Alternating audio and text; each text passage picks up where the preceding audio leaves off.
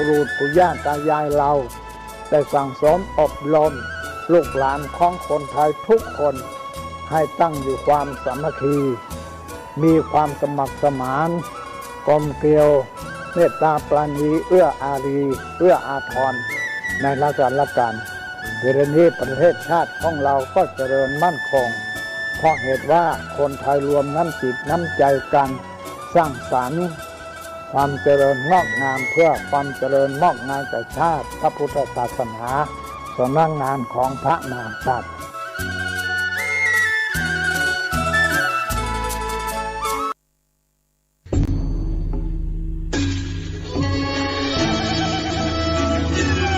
ขอเชิญพุทธศาสนิกชนทุกท่านร่วมทำบุญผ้าป่าสามัคคีและร่วมเป็นเจ้าภาพโรงทานในพิธีทำบุญ1 ทศวรรษ 10 ปีที่พักสงฆ์สถาบันธรรมาภิวัตรบ้านศพเตินตำบลศพปาดอำเภอแม่เมาะจังหวัดลำปางในวันที่17 สิงหาคม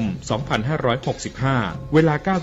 ถึง 15 น. 30 นาทีบุญใหญ่ 10 ปีมีครั้งเดียวท่านสามารถร่วมทำบุญและเป็นเจ้าภาพโรงทานผ่านบัญชีธนาคารกรุงไทยสาขาประตูชัยชื่อบัญชีที่พักสงฆ์ธรรมาภิวัตรเลขบัญชี 536-075-5318ข่าวสารเพื่อการประชาสัมพันธ์ขอเชิญชวนศรัทธานักศีลนักบุญทั้งหลายผู้มีความเคารพนับถือพระครูวิสิทธิ์ศิราภรณ์เจ้าคณะตำบลป่าแดดเจ้าวาดวัดวังสิงห์คำ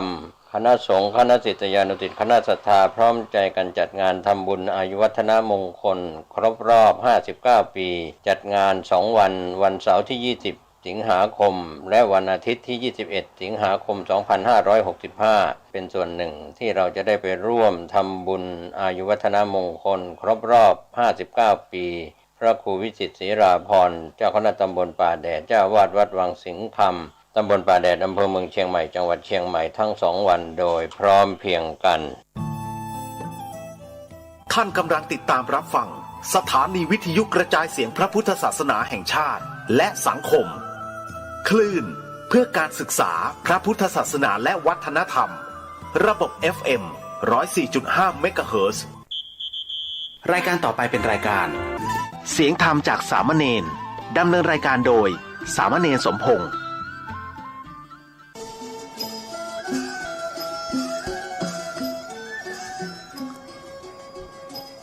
โลกนี้มีธรรมประจำที่เมื่อทำดีจำให้ดีมีที่ไหนมีสุขบ้างทุกบ้างช่างประไรเป็นวิสัยของมนุษย์ปุถุชนขอกราบไหว้สาครูบาอาจารย์ทุกท่านขอเจริญพรศรัทธาญาติโยมผู้ใฝ่ในศีลในธรรมทั้งหลายมาแล้วมาแหมแล้วรายการเสียงธรรมจากเนนน้อยสังเหลือจากวัดประแดงทั้งนี้โดยการนำของท่านพระครูโคสิทธิปริยัติยาวรเจ้าวัดวัดประแดงเจ้าคณะตำบลสุเทพเขตหนึ่งเป็นประจำทุกวันพุธจาก 10 โมงจนถึง 11 โมงโดยประมาณ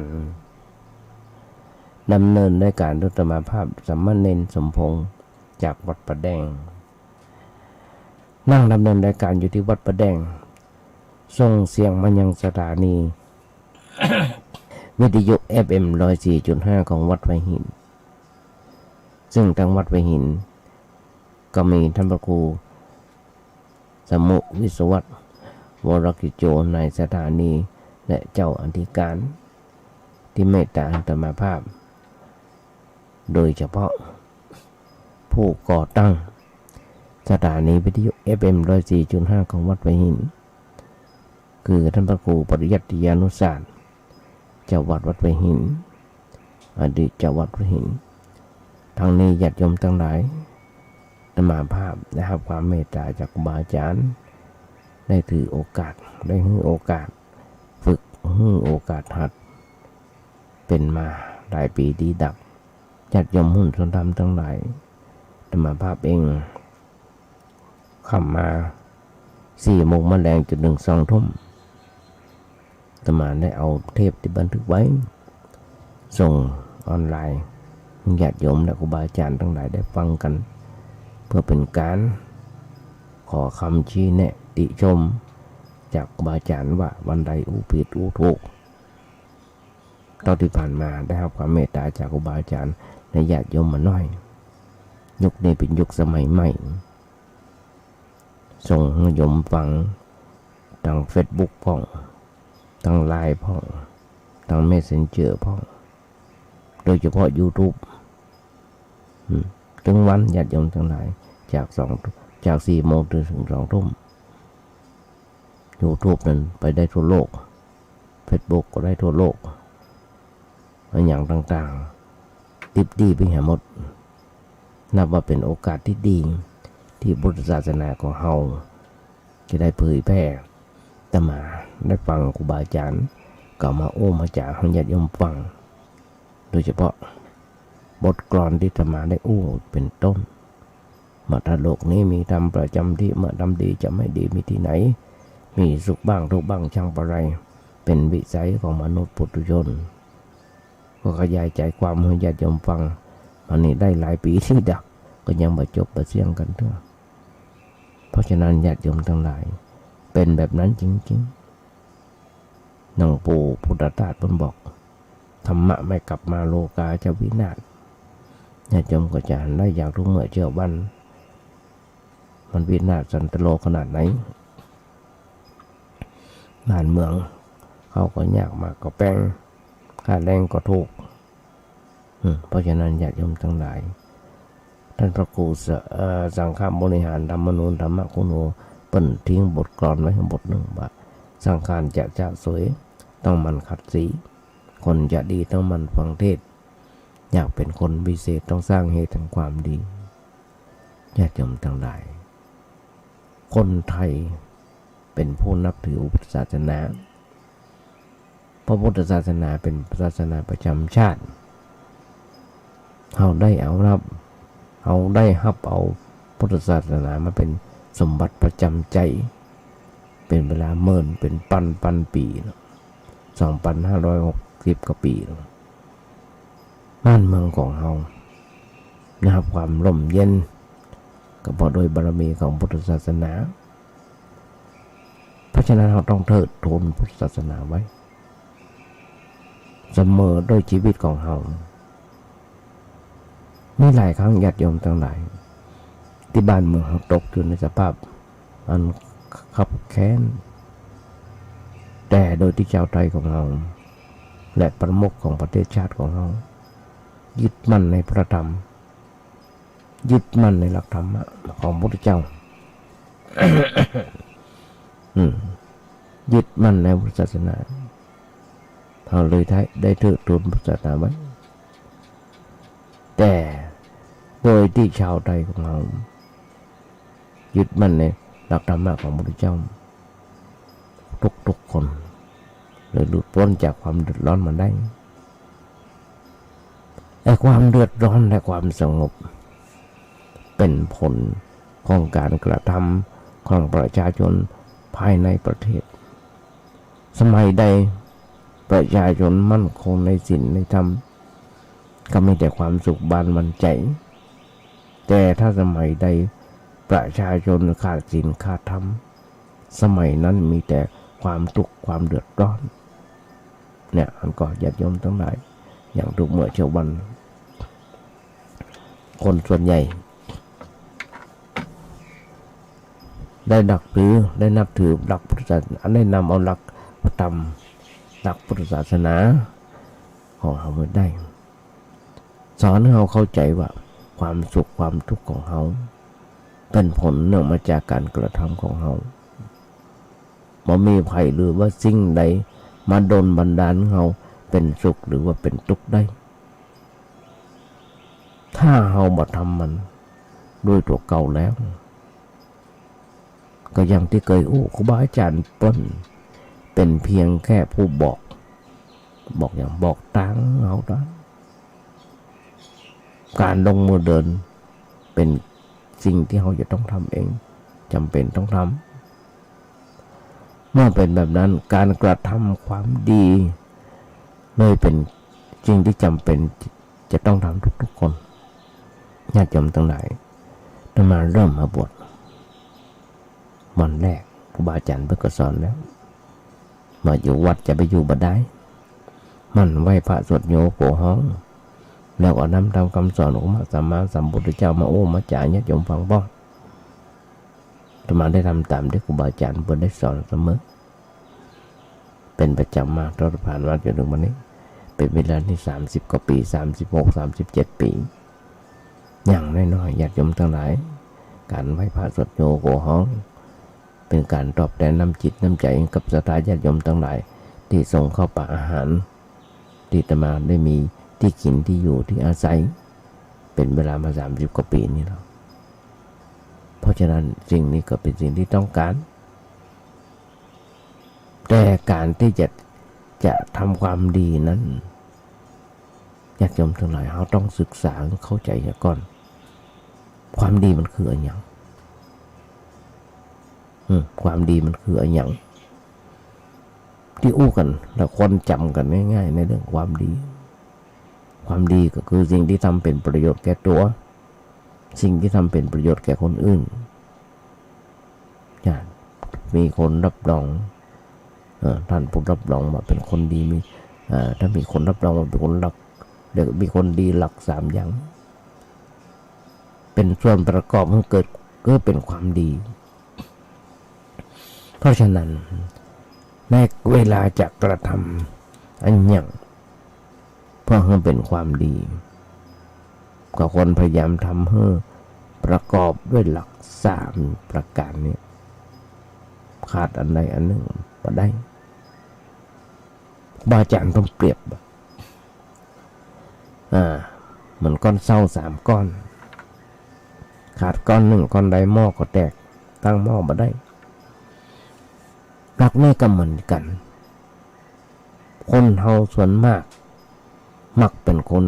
หันแก้ประโยชน์ส่วนตัวบ่ค่อยได้คิดถึงประโยชน์ของคนอื่นแต่ถ้าจะทำสิ่งใดก็มุ่งแต่จะทำประโยชน์แก่ตัวเก่าเป็นประมาณบ่ได้คิดว่าคนอื่นจะเสียหายจะเสียผลประโยชน์คนแบบนี้เป็นคนจำพวกที่ถือตนเป็นใหญ่อยากจำจานได้จากบ้านเมืองของเราทุกวันทุกเมื่อเช้าวันกึดเป็นกึดหันเอาแต่เข้าข้างตัวเก่าไฟเดียวมันบอกว่าเป็นคนเอาเปรียบสังคมเป็นคนเอาเปรียบสังคมเพราะมุ่งหาและเก็บไว้บนตัวเก่าอย่างเดียวทำให้วัตถุอันเป็นของกลางสำหรับคนทั่วไปจะจับใจและของเรานั้นเพียงพอสำหรับคนทุกคนที่จะมาหากินจะมากินจะมาหาใจมีบัณฑิตเพิ่นบอกทรัพยากรมีเลี้ยงสำหรับคนทั้งโลกแต่บอกโลกคนเดียวมาพอสำหรับคนโลกเพียงคนเดียวเนี่ยอย่าย้ำทั้งหลายเพราะฉะนั้นมันทำให้วัตถุอันเป็นของกลางสำหรับคนทั่วไปจะได้ใจและของเรานั้นมีเพียงพอสำหรับคนทุกคนหาใจแต่เกิดการมาปอขึ้นมาก็บอกคนโลภเพียงคนเดียวแสวงหาและเอามาเพื่อตัวเก่าอย่างเดียวการกระทำแบบนี้ญาติโยมทั้งหลายเป็นการเบียดเบียนประโยชน์ของคนอื่นเป็นการกระทำที่บ่เป็นธรรมดาบ่เป็นธรรมอย่าธรรมดาบ่เป็นธรรมเลยบ่เป็นความดีเมื่อเราแสวงหาประโยชน์แก่ตัวก็อยากให้เป็นการทำลายประโยชน์ของคนอื่นให้เป็นคนคิดหันอกหันใจเปิ้นเอาใจเปิ้นมาใส่ใจตัวเพราะการเป็นอยู่ในโลกอันเป็นอยู่การเป็นอยู่ในโลกเป็นการอยู่แบบร่วมกันผลประโยชน์ทุกอย่างต้องอิงอาศัยกันความสุขถึงได้เกิดขึ้นได้ ประโยชน์ตัวและประโยชน์คนอื่นหรือว่าประโยชน์ส่วนรวมเพราะฉะนั้นต้องมีส่วนสัมพันธ์กันอยู่เสมอแต่ว่ามีแต่ว่าบางกรณีแต่ว่าในบางกรณีแม้การกระทำนั้นได้ประโยชน์ถึงสองฝ่ายแล้วก็ยังไม่แน่นักว่าจะเป็นความดีเสมอไปเราที่ผ่านมาหันอย่างหลายๆที่อย่างในรัฐสภาประเทศไทยของเรานายกทำการต้มเหล้าขายเปิ้นว่าการต้มเหล้าเป็นการขายของเปิ้นเป็นขายของเปิ้นเป็นการได้เปรียบได้ประโยชน์ตัวประโยชน์คนอื่นก็เสียเพราะมีคนจำนวนมากมันน้อยมาซื้อเหล้าจากเปิ้นมาพลอยร่วมวงไปเปิ้น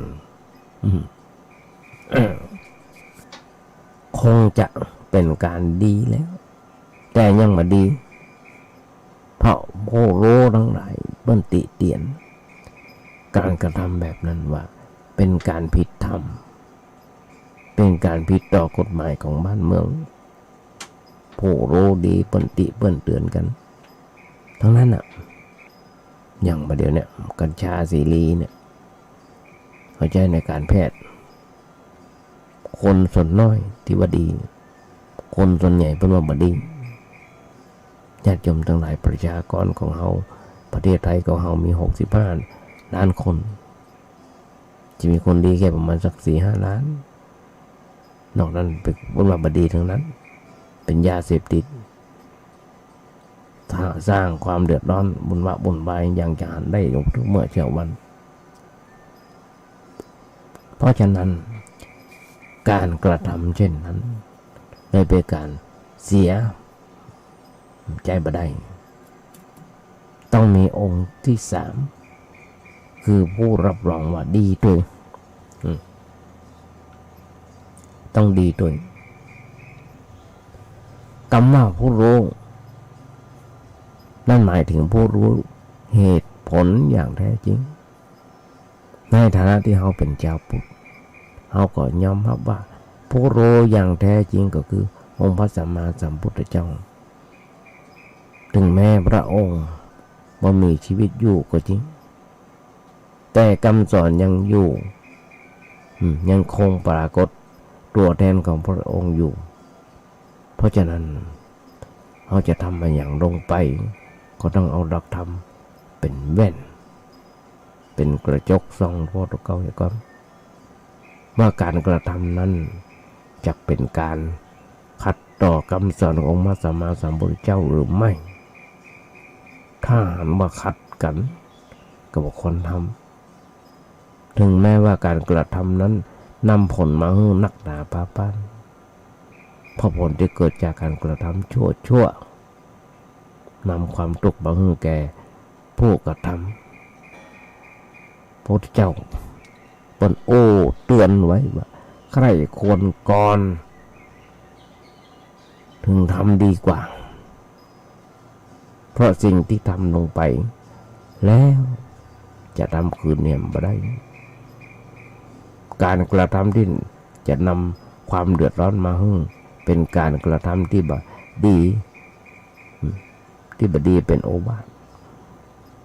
เป็นพระพุทธโอวาทเป็นผู้โหตนคนกระทำโดยแท้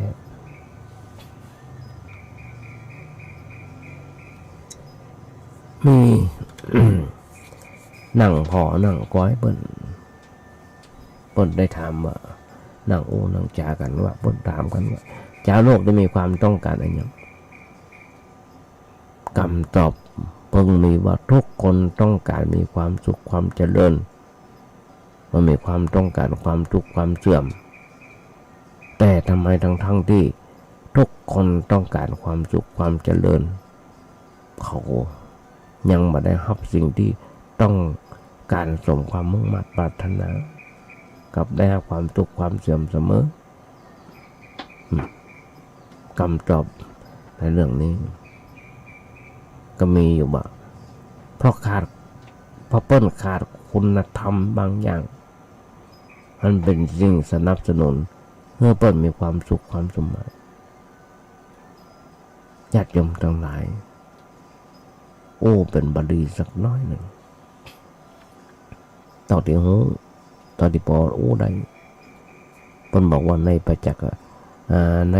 กนิบาตอังคุตรนิบาตมีคำโอ้ไว้บ่าคนอยู่เป็นทุกข์เพราะเหตุ5 อย่างเป็นทุกข์อยู่5 อย่างนั่นคือ1มันมีความเชื่อ2มันมีความละอาย3มันมีความเกรงกลัว4มีความขี้ค้าน5มีความรู้ชั่ว5มีความรู้ชั่วญาติโยมทั้งหลายเฮ้ยในทางธรรมะบนสอนให้เรามีความเชื่อในทางที่ชอบในทางที่ถูกเป็นความเชื่อที่อาจนำผู้ปฏิบัติตัวเองไปสู่ความพ้นทุกข์ได้แต่มีคนจำนวนบ่น้อยขาดความเชื่อ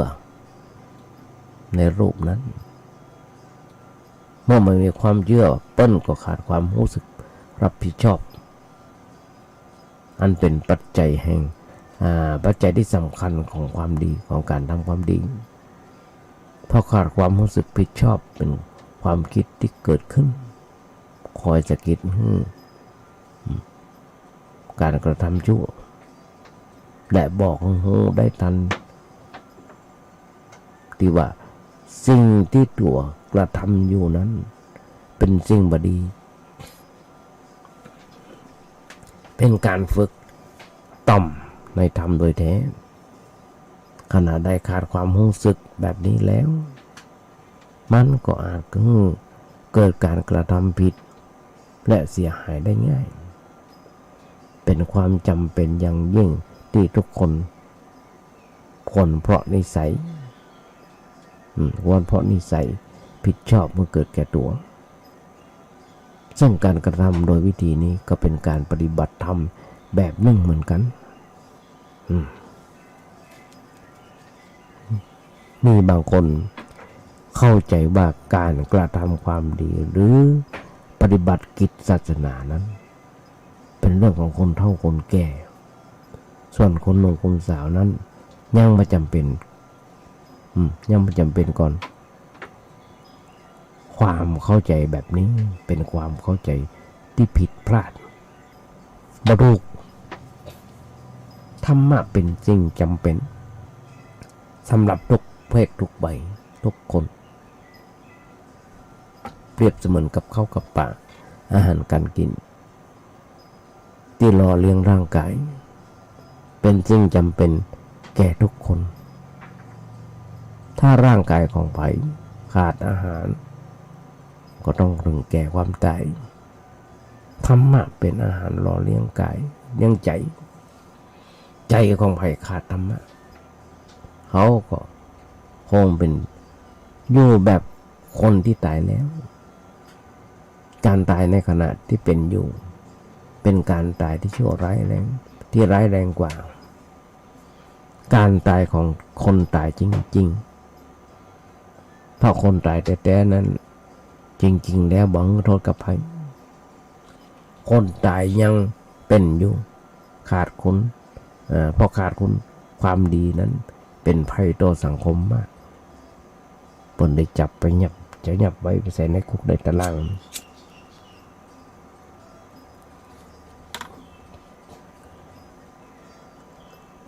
เป็นตายที่กลัวโดยแท้ชีวิตที่ต้องการอยู่อย่างคนเป็นเลยต้องมีธรรมะประจำใจเพราะฉะนั้นญาติโยมทั้งหลายอย่างน้อยๆสิ่งสำคัญนั่นคือปัญญาการศึกษาคือจุดเริ่มต้นของการพัฒนาการศึกษาคือจุดเริ่มต้นของสัมมาอาชีพการศึกษาคือจุดเริ่มต้น ของการพ้นทุกข์ญาติโยมทั้งหลายพุทธศาสนาเป็นศาสนาแห่งปัญญาพระเจ้าเป็นนักการศึกษาพระเจ้าเป็นทรงแสวงหาปัญญาทำให้พระองค์พ้นทุกข์และบำเพ็ญประโยชน์แก่มนุษยชาติมนุษยชาติมนุษยชาติได้อย่างมหาศาลนักหนาประบันเอาหาคนใดเปรียบเทียบมาได้กับพระพุทธเจ้าของเรามีปัญญาของพระองค์โดยเชื่อมั่นในกำลังแห่งปัญญาเลยแนะนำญาติพี่น้องเพื่อส่งเสริมลูกบ่าวลูกหลานตันเต้าได้ศึกษาโรงเรียนไม่ใช่มุ่งเรียนเพื่อทำงานฝ่ายเดียวแต่มุ่งเพื่อเรียนเพื่อใช้ปัญญาดำเนินชีวิตให้มีความสุขการศึกษาคือการลงทุนปัญหาอันใหญ่หลวงของการศึกษาปัญหาของการศึกษาอย่างหนึ่งคือการศึกษาไทยค่าใช้จ่ายค่าทั้งค่าเทอมค่าหอพักค่าครองชีพขณะที่เรียนหนังสือยิ่งละอ่อนประเดี๋ยวนี้ญาติโยมทั้งหลายอย่างบ้านเฮาวกเข้ามาตรงในบ้านในเมืองเขาสักน้อยนอนประจายชอบที่มาเรียนในเมืองยิ่งเป็นภาระของผู้ปกครองหลายคนเรียนจบพร้อมกับหนี้สินที่เกิดจากการเรียนต้องทำงานใจหนี้บนเป็น10 ปี20 ปีเหมือนโน้มน้าวญาติพี่น้องส่งลูกหลานเรียนหนังสือก็เลยต้องนำหน้าที่เป็นที่ปรึกษากับทุกๆคนญาติโยมทั้งหลายฝากกันกับลูกกับหลานอย่าสร้างหนี้ให้ลูกขณะที่เรียนนั่นคือบางคนสร้างหนี้ให้ลูกเป็นหนี้ตั้งแต่เป็นนักเรียนฝั่งหลานของประพฤติปฏิยัติมาเดียวมันเป็นอย่างอันญาติโยมทั้งหลายน้อยคนมาได้หันอยู่ทุกเมื่อเช้าวันนี่แหละเพราะอย่างเพราะขาดหลักธรรมะหลักธรรมได้เป็นธรรมะเป็นเกราะป้องกันเมื่อเราตกไปสู่ความชั่วทั้งในโลกนี้และโลกหน้าแถมอย่างหนึ่งการกระทำความชั่วย่อมเกิดแก่ทุกคนย่อมเกิดแก่คนทุกเพศทุกวัยถ้าหากเปิ้นมันมีเครื่องห้ามเครื่องกั้นแล้วความลำบากก็เกิดแก่เขาได้ง่ายโดยเฉพาะคนหนุ่มสาวจิตใจกำลังคึกขนองร้อนแรงถ้าเอ็นไปทางใดทางหนึ่งดีนักทางดีก็ดีนักถ้าเอ็นไปทางชั่วก็ชั่วนักญาติโยมเอาจะหันได้เยอะทุกเมื่อเช้ามันเปิดทีวีพอข่าวเถอะ นักศึกษาอาชีวะหลายๆสถาบันไล่ฆ่าฟันแต่งกันบางคนเพียงแค่เอาเสื้อช็อปบางคนเอาแค่หัวเข็มขัดก็ฆ่าลันฟันแต่งกันหันได้อยู่ทุกเมื่อเช้าบันตอนที่ผ่านมาข่าวบอกเป็นรุ่นพี่ที่ถูกไล่ออกไปบ้องอย่างบ้องเป็นผู้เสี่ยมสอนพ่อแม่ส่งเขาไปห้ามไปเฮียนแต่กลับไปฆ่าตีลันฟันแตงกันเพราะธรรมชาติของใจคนปกติเตี้ยวเป็นทางต่ำอยู่เสมอยิ่งขาดการทำยิ่งขาดการทำยิ่งขาดการห้ามด้วยแล้วก็ไปกันใหญ่นั่นต้นหอมว่าเปรียบเสมือนม้าคันน้องขาดสารถีบังคับมาด้วยกำลังคันน้องและพยศ ต้องการ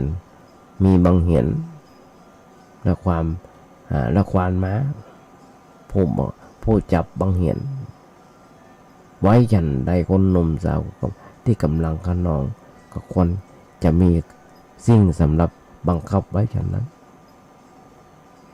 ก็สิ่งนั้นบ่มีอันหยังนอกจากธรรมะในทางศาสนาเอาเจ้าหน้าที่ตำรวจไปจับไปยับบ่ฮู้จะว่าอยู่ที่ไหนแล้วบัดเดี๋ยวนี้ญาติโยมทั้งหลายล้นคุกกันแล้วเลยจำเป็นมีความจำเป็นอย่างยิ่งที่หนุ่มสาวในสมัยนี้จะต้องทำตัวเข้าหาพระสงฆ์องค์เจ้ากันเห็นบ้างไม่ถ้าไปอย่างอั้นญาติโยมทั้งหลายมารร้ายจักโจงมึงไปสู่ทางร้ายอันอยู่ญาติโยมทั้งหลายลูกบ่าวลูกสาวติดยุกติดยากันนักหนาป่าบ้านพอมีเหตุเกิดขึ้นมากับว่าโลกตัวนั้นเป็นคนดีตั้งใจเขียนหนังสือแบบนั้นแบบนี้ก็ทำแย่คนหนุ่มสาวยังมีหวังที่จะอยู่ในโลกแฮมเมอร์หลายปีโดยเฉพาะนักกว่าคนเฒ่าคนแก่และจะมีโอกาสได้กระทำความดีแก่โลกนักขึ้นไปแฮมความจำเป็นในการแสดงหาหลักทางใจเลยหนักกว่าคนแก่เป็นธรรมดาคนมันมีหลักศาสนาในใจเป็นคนปราศจากเครื่องยึดเหนี่ยวเปิ้นอาจทำผิดทำเสียเมื่อใดก็ได้ญาติโยมทั้งหลายในเรือนจำส่วนมากเป็นคนหนุ่มคนแก่ก็มีแต่น้อยอย่างที่บอกก็เนื่องจากคนแก่ต้นมีธรรมะรั้งใจส่วนคนหนุ่มขาดคุณธรรมรั้งใจเลยก่อเหตุก่อกรรมทำเข็นได้หนักปนอ้างอย่างเดียวว่ารู้เท่าไม่ถึงการรู้เท่าไม่ถึงการเอาแบบอย่างมาจากเกมที่เพิ่นเล่นกันพอกันถ้าหากว่าไม่อยากเป็นทุกข์มึงหันเข้าหาธรรมะกันเถอะเพราะถ้าบ่เขาหันหน้าเข้าหาธรรมะอะธรรมก็จะเข้าจับใจของเพิ่นธรรมกับอาธรรมเมื่อผลต่างกันนั่นคือธรรมะจะนำตัวไปสู่สถานที่ดีอาธรรมนำตัวไปสถานที่ชั่วลูกหลานตันเต้าของญาติโยมชอบแบบไหนเลือกเอาเองนึกว่าเปิ้นคงมาเลือกเอาอาธรรมแน่ๆนี่ตุตมาคือเพราะใจของเปิ้นยังปรารถนาความสุขความเจริญอยู่เลยหวังว่าเปิ้นคงเลือกเอาธรรมะเป็นฝ่ายดีเป็นฝ่ายที่ทำให้เปิ้นเป็นมนุษย์อย่างสมบูรณ์การที่เฮาฮ้องกันว่ามนุษย์นั้นย่อมหมายถึงร่างกายและจิตใจอันอาศัยกันอยู่อย่างคำว่ากายกับใจประกอบกันเขาคำว่าคนเกิดขึ้นถ้ามีกายบ่มีใจหรือมีแต่ใจบ่มีกายก็หมดความเป็นคนตึงสองอย่างต้องอาศัยรวมกันเป็นอยู่เสมอในการบำรุงจึงต้องบำรุงทั้งสองอย่างแต่คนเฮาส่วนมากมักจะพอใจบำรุงแต่ส่วนร่างกายพอก็ไปเสริมไปเติมไปแต่งโดยหาสนใจมาปรุงไม่มาสนใจที่หาใจมาสนใจการปรุงใจไม่บ่ใจจะแต่จะได้บำรุงตอนซ้ำหายยังทำลายใจกันเห็นตัวการทำลายใจตัวนั้นก็คือการห่างเหินจากธรรมะนี่ถ้าเราบำรุงกายโดยอาหารการกินอาบน้ำแต่ง ตกแต่งอย่างไหนแล้วเขาก็ต้องบำรุงใจด้วยอาหารและน้ำฉันนั้นอาหารของร่างกายเป็นคำเข้าอาหารของใจเป็นธรรมะนี่แหละเป็นอาหารของใจถ้าร่างกายอ้วนดีงามพอได้รับการบำรุงอย่างดีแล้วก็ควรบำรุงใจให้เป็นอย่างนั้นด้วยซึ่งใจที่ขาดบำรุงเป็นใจที่สู้ผอมขาดกำลังสำหรับต่อสู้เมื่อขาดกำลังย่อมแพ้ข้าศึกได้ง่ายถ้าข้าศึกทางกายได้แก่โรคภัยนานาชนิดข้าศึกทางใจก็ได้แก่ความชั่วทำใจให้อ่อนแอนั่นเองความชั่วที่เขาว่ากิเลสพ่องมารพ่องซาตานพ่องก็มีแต่ถ้าเอาชนะมาได้ก็ต้องพ่ายแพ้ต่อมันไปความทุกข์ก็เกิดขึ้นอย่างที่บอกการพ่ายแพ้เป็นความทุกข์ การพ่ายแพ้ความทุกข์พอตกอยู่ในอำนาจของมารร้ายที่คอยดึงไปสู่หลุมอบายตกไปเป็นทาสของมันพระพุทธเจ้าบนอู้ไว้ว่าการเป็นทาสเป็นทุกข์หนักแต่ถ้าเรามีหลักในทางใจมีอาหารรอเลี้ยงมีกำลังสกัดต่อต้านโดยวิธีการเข้าหาการฟังธรรมะการสนทนาธรรมะคิดค้นธรรมะมันเข้าใจแจ่มแจ้งแล้วลงมือปฏิบัติธรรมะนั้นเพื่อใจอ้วนผีดีงามกำลังมั่นคงบ่มีข้าศึกใดมาย่ำยีได้เลยเพราะฉะนั้นเมื่อบ่มีข้าศึกมารบกวนก็นอนหลับสบายอย่างเป็นสุขในหมู่ของคนที่เป็นสุขและเป็นทุกข์ทั้งหลายธรรมะย่อมรักษาคุ้มครองผู้ปฏิบัติธรรมะอย่างนี้เสมอประจำธรรมะกาโวภวังโหติ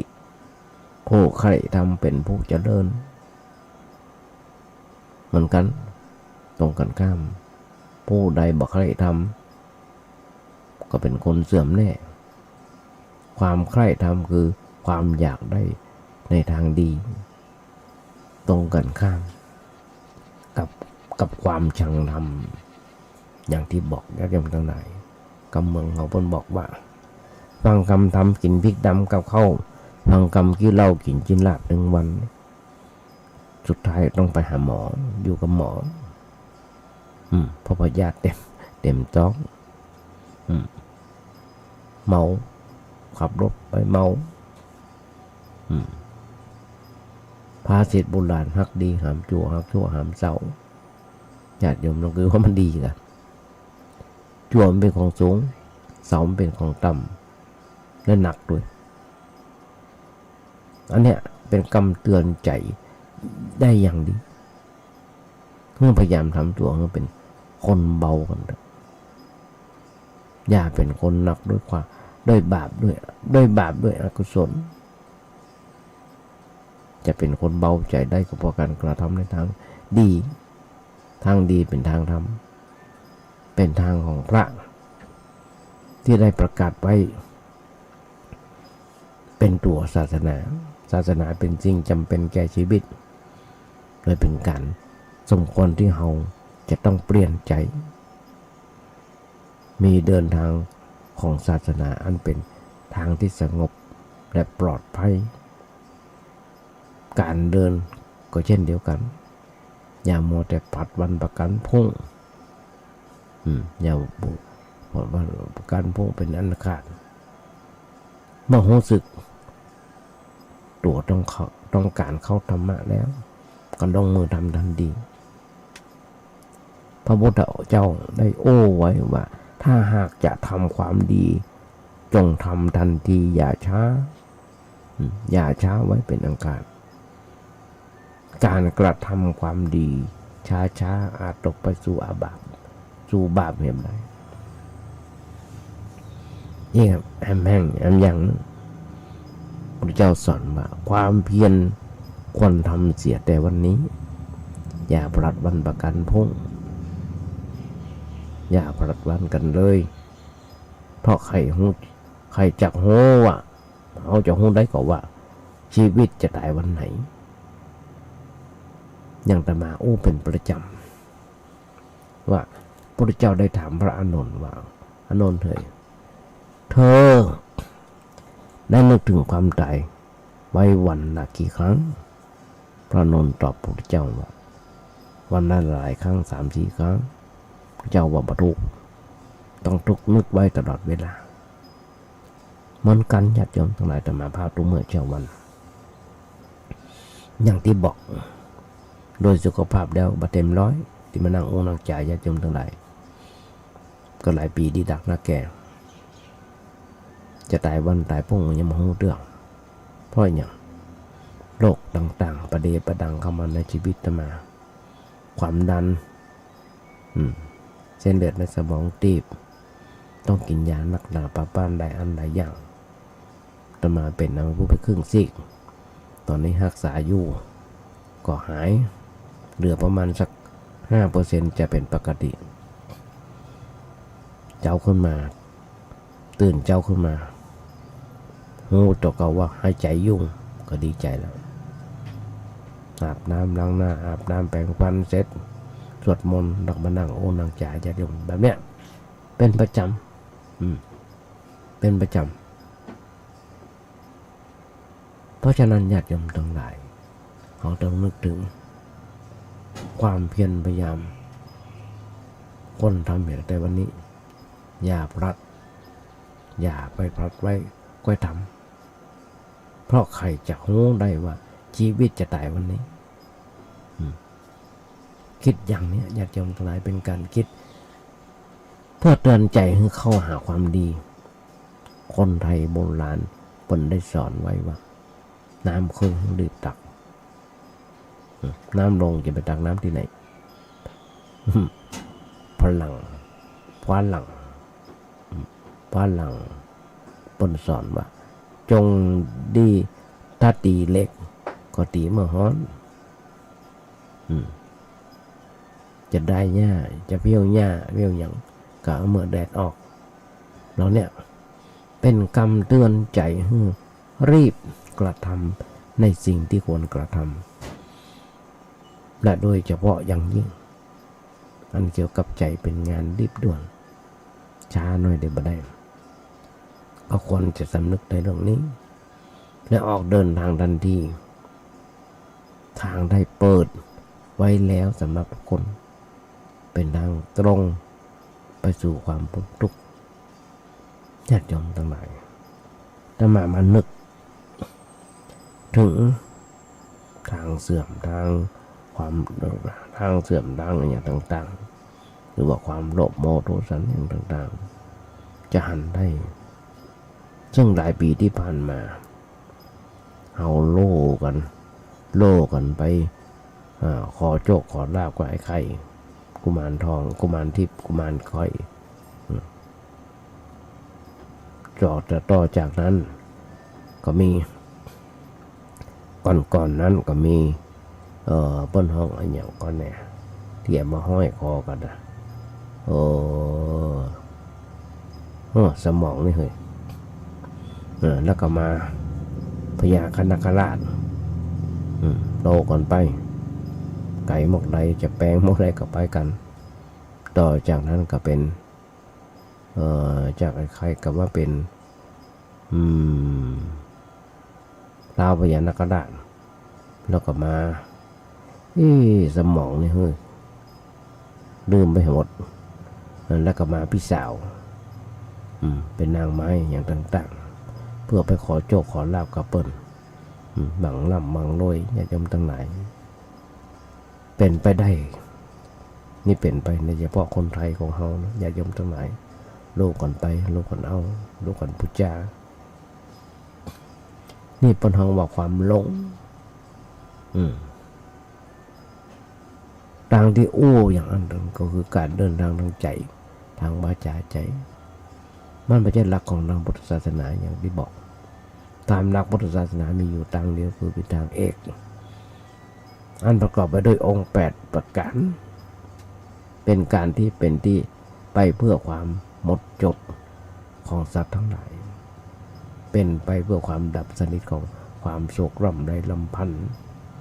เป็นความดับสนิทของทุกข์โทมนัสเป็นทางที่บรมครูของเฮาค้นปะด้วยปรีชาสามารถและทรงเดินตามนั้นจนกระทั่งพ้นทุกข์ได้สมความมาตรปรารถนาสมความปรารถนาบัดใจเดินแต่ตัวลำพังของพระองค์ยังทรงมีพระเมตตาให้กับชาวโลกผู้ตกอยู่ในกองทุกข์ได้ทรงสอนให้เขาเพิ่นได้เข้าใจหนทางนั้นแล้วก็ทรงเร่งเล่าให้ทุกคนเดินโดยต่างนั้นต่างที่ทำมือเป็นต่างที่ทำให้ผู้เดินตามเปลี่ยนจากสภาพจากปุถุชนเป็นพระอริยเจ้าเป็นทางที่ทำให้โลกเปลี่ยนแปลงจากความทุกข์ไปเป็นทางสงบสุขเป็นทางดีให้ประโยชน์แก่ทุกคนทุกยุคทุกสมัยตราบใดที่ชาวโลกยังหันว่าทางนี้เป็นทางถูกต้องพยายามเดินทางตามที่มีอยู่แล้วโลกถึงจะปกป้องจากพระอรหันต์เพราะฉะนั้นประกอบด้วยองค์8ก็คือสัมมาทิฏฐิความหันชอบสัมมาสังกัปปะความคิดในทางที่ชอบสัมมาวายาสัมมาวาจาการโอ้ในทางที่ชอบการกระทำที่ชอบการเลี้ยงชีวิตที่ชอบการทำแบบที่ชอบการทำความเพียรชอบการระลึกในทางที่ชอบการตั้งใจทำมันชอบนี่คือมรรคในองค์8มรรคเป็นหนทางอันประกอบไปด้วย8อย่างนี้เป็นทางสายกลางที่นำคนผู้เดียวไปสู่ความพ้นทุกข์ที่อิงต่างนี้ก็ได้แก่ศีลสมาธิปัญญาญาติโยมทั้งหลายศีลสมาธิรวมแล้วนะ8ข้อนะมาเป็นศีลสมาธิปัญญานั่นเองสมาธิและสัมมาสังกัปปะเป็นตัวปัญญาสัมมาวาจาสัมมากัมมันตะสัมมาอาชีวะส่วนนี้เป็นศีลส่วนนี้เป็นศีลสัมมาวายามะสัมมาสติสัมมาสมาธิส่วนนี้เป็นสมาธิรวมความแล้วก็ได้แก่ศีลสมาธิปัญญาอันเป็นบทเรียน3อย่าง3ประการของพระพุทธเจ้านั่นเองญาติโยมทั้งหลายต่อไปเนี่ยลองมาพิจารณามรรคเรานี่ก่อนไปตามลำดับอาตมาจะเอาสมองน้อยๆอาตมาอู้ญาติโยมฟังว่าเรื่องสัมมาทิฏฐิความเห็นชอบในทางที่ชอบทิฏฐิแปลว่าความคิดหันความเข้าใจความเป็นกลางบ่ดีบ่ชั่วในภาษาไทยมักจะหมายถึงความชั่วถ้าว่าคนนั้นทิฏฐิแรงมากคนนั้นทิฏฐิแรงมากก็ต่อเมื่อได้ใจกรรมเราเนี่ยเข้าใส่ตั้งหน้าเช่นมิจฉาทิฏฐิมิจฉาชีพก็หมายความก็หมายถึงความเป็นผิดสัมมาทิฏฐิก็หมายถึงความหันทุกข์เขาต้องเอาสมาธิเข้าไปประกอบก็เอากรรมอื่นมาใส่ตั้งหน้าผู้ที่หันความผิดการกระทำเป็นไปในทางชั่วเนี่ยข้อนี้เป็นความจริงโดยแท้ญาติโยมทั้งหลายลองสังเกตคนข้างๆพ่อหรอมาพอป้นหันได้ก็เช่นถ้าป้นมีความหันว่าการดื่มเหล้าเป็นของดีการสูบกัญชาเป็นของดีเป็นเครื่องสมานมิตรเป็นเครื่องสมานมิตรก็จะเป็นนักเลงเหล้านักเลงกัญชาได้ดื่มได้สูบอย่างอันอย่างอีที่อย่าง ถ้าไผ่ไปชวนเมื่อเปิ้นเลิกเปิ้นอาจหันเป็นคนคิดเตี่ยเลี้ยวไรไปเลยยังญาติโยมทั้งหลายพอเข้าพรรษามาดีไหลธรรมะจะนึกถึงนักร้องคนหนึ่งเป็นนักร้องตำนานเป็นนักร้องเพื่อชีวิตเปิ้นบอกว่าจะไปเลิกมันเลยเล่ามันมีแต่โบราณมาแล้ว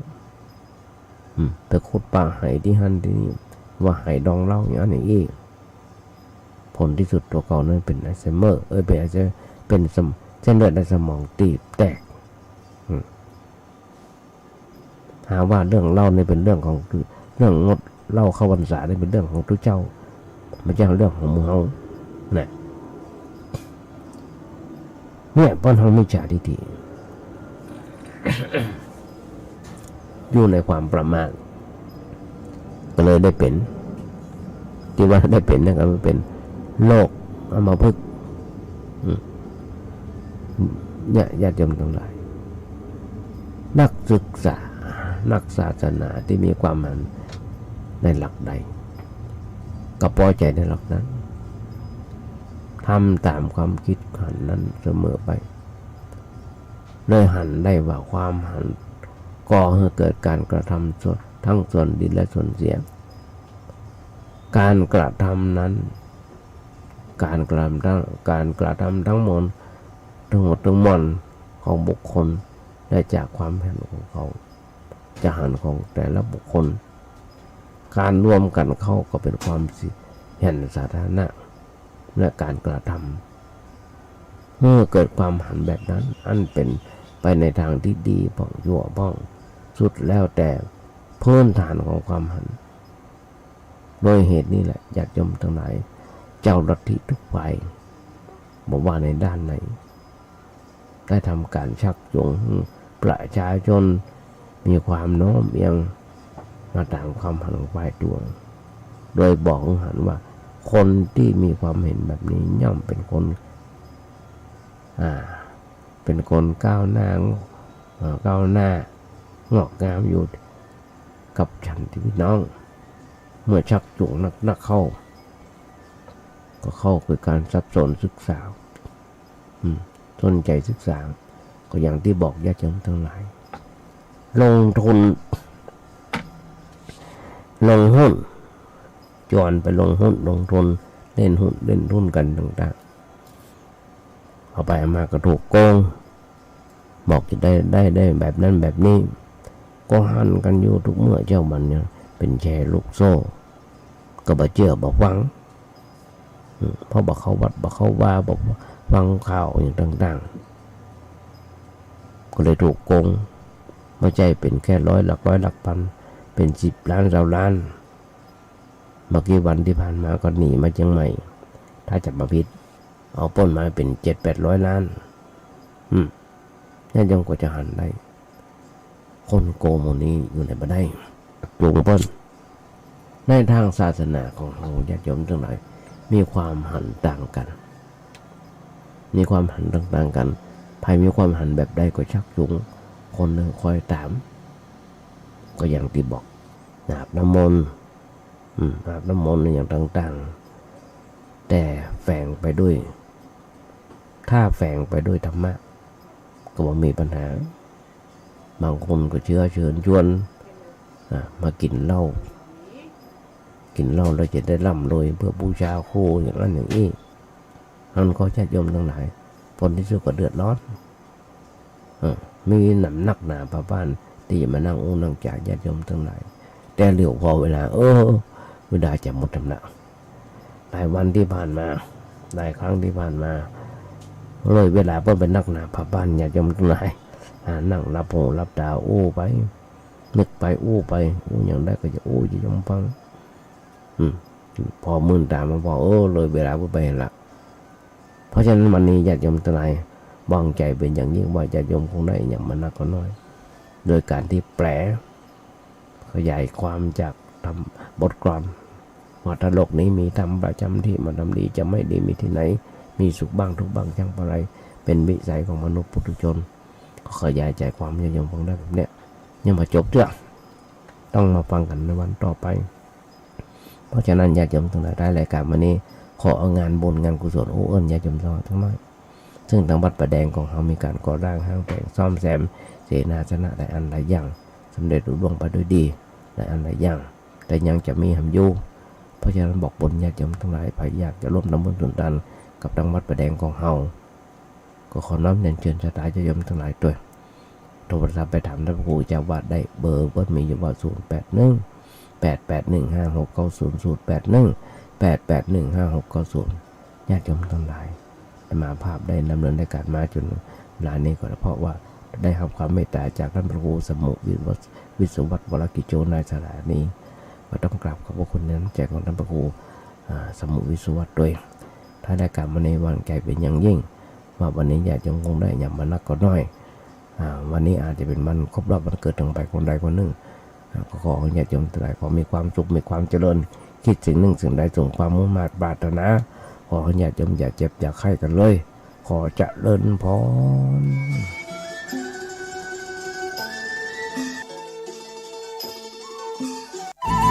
ที่จบไปแล้วนั้นเป็นรายการ